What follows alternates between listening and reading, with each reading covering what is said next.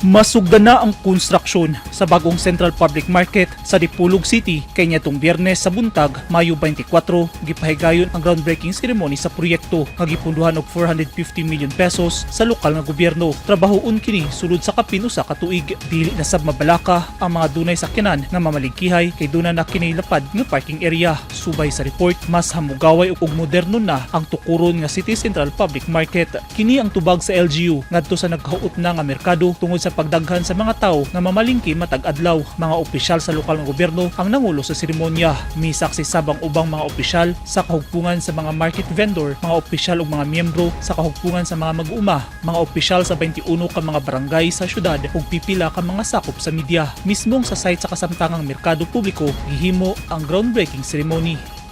Eugene Hinutan, Newsline Philippines. Stay safe.